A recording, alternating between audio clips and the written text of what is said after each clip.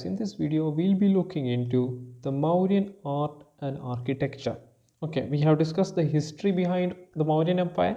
Now we will look into the extent of Mauryan Empire. That is, the capital of Mauryan Empire was Patliputra.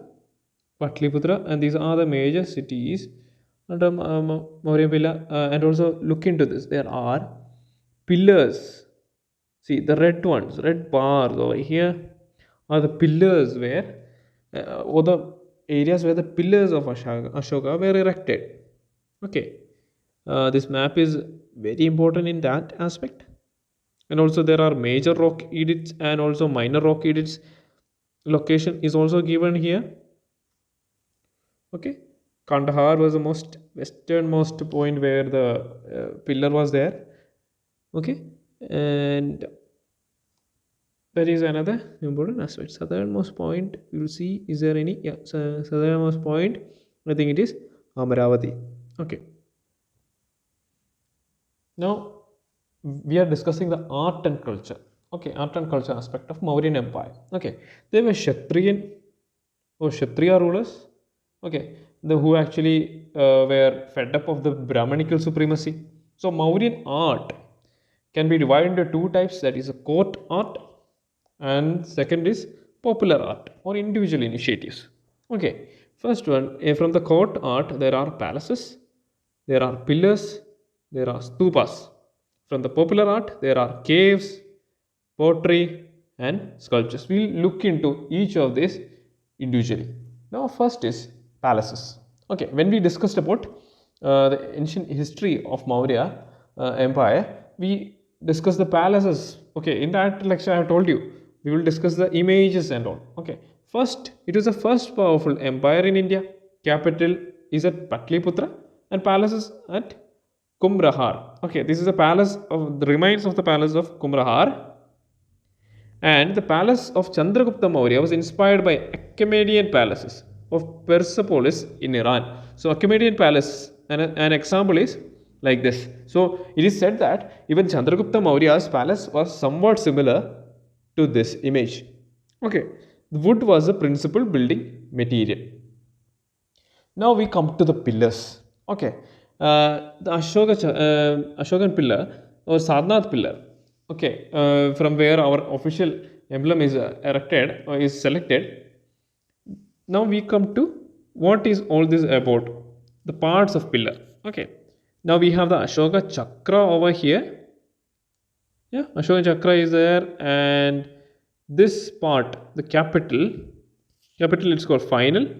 Then the circular bottom in which the image or the sculptor stands, it's called abacus. And the Persepolian bell, this inverted lotus shape, is called Persepolian bell. And monolith shaft in which the entire capital is standing.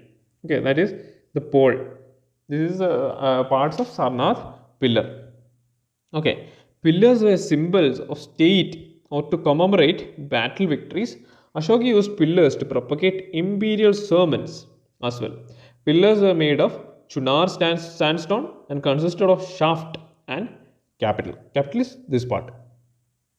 Okay, base is made up of single piece of stone or monolith. So base, this is base. Base is made of single piece of stone, mainly sandstone. So Sarnath pillar, there are some important specifications for Sarnath pillar. That is, there are 4 lions. This 4 lions, even in the back side also there is also one lion sculpture. Okay, 4 lions, Trimurti capital. Okay, the abacus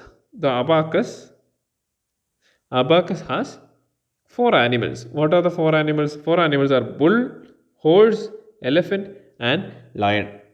Okay, and there are also 4 chakras or 4 wheels. It has how many spokes? 24 spokes. Okay, 24 lines. These lines, right? 24 lines. Okay, the minor pillar edict, it has an artistic aspect and script for writing. Okay, the words, what is written on the abacus?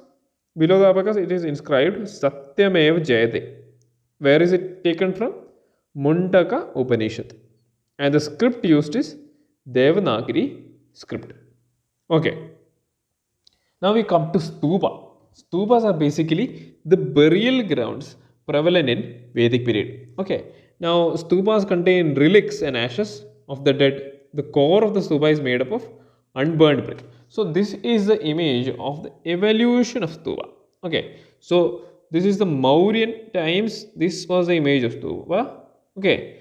It was just a plaster dome. Now when we come to the Indo-Greek times, somewhat a better development is there.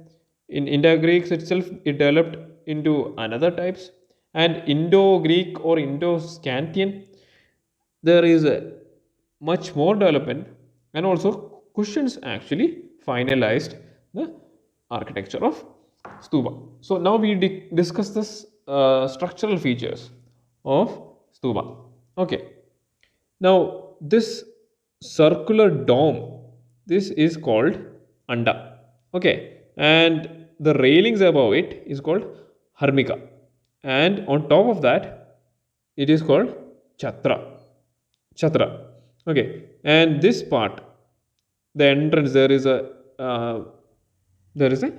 pillar that is called torana. Okay. And balustrade. Okay. Balustrade is basically the railings. Okay.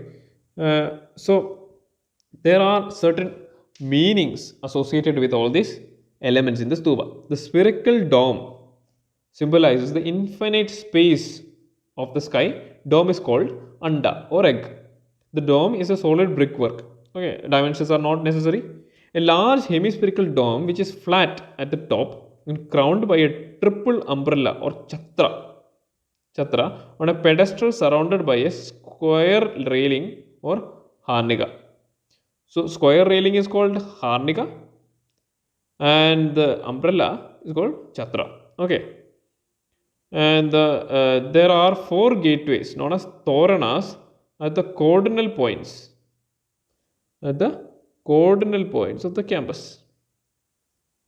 The toranas are built by ivory or metal workers. Okay, certain inscriptions are also written on the toranas. Now we come to cave architecture. Cave architecture during Mauryan period, these caves generally used as viharas. What are viharas? Viharas are living quarters for Jain and Buddhist monks. The entrance of the caves were decorative gateways. See the decorative gateways. Look at it. How much decorated was it? Okay, that entrance was highly decorated. Now this is the image of Nasik caves. Okay, this image is the caves in Nasik. This Nasik caves is also known as Pandav Leni. It belonged to Hinayana period. There are 2 types of Buddhism, Hinayana and Mahayana Buddhism. Okay, Hinayana period, in the Hinayana period, the Nasik caves were constructed. Okay, now Buddha's presence is indicated via motifs and symbols like thrones and footprints. Okay, and the site also depicts important aspect of the site is that it depicts excellent system of water management. Okay, now we come to sculptures. Sculptures in Mauryan architecture or culture. 2 of the famous sculptures of Mauryan period are those of Yaksha and Yakshi. This is the image of Yakshi. Okay, the objects are objects of worship related to 3 religions. There are mainly 3 religions at that time, that is Buddhism, Hinduism and Jainism. All these 3 religions, art forms of sculptures can be found out from the Mauryan period. The earliest mention of Yakshi can be found in Silapadikaram. It is a Tamil text, Silapadikaram, and all Jain Tirthankaras are associated with Yakshi. So whenever an objective question comes, where is Yakshi mentioned in a particular literature, Silapadikaram, or Jain Tirthankaras, when a question is coming as find the incorrect or correct statement relating to Jain Tirthankaras and Yakshi, you can answer it. Yakshi is related to Jain Tirthankaras also. Okay, pottery. Pottery of Mauryan period is generally referred to as northern black polished ware, NBP. Okay, this is the image of pottery. It is characterized by black paint and highly lustrous, that is shiny, finish and used for luxurious items. So that is mainly about the art and culture of Mauryan period. So rest all literature and cultural, economical, administrative aspects have been discussed in the historical aspect of historical lesson video of our ancient India series. Do look into it. So I hope today's class was productive for you guys. Until next time, God bless you. Jai Hind.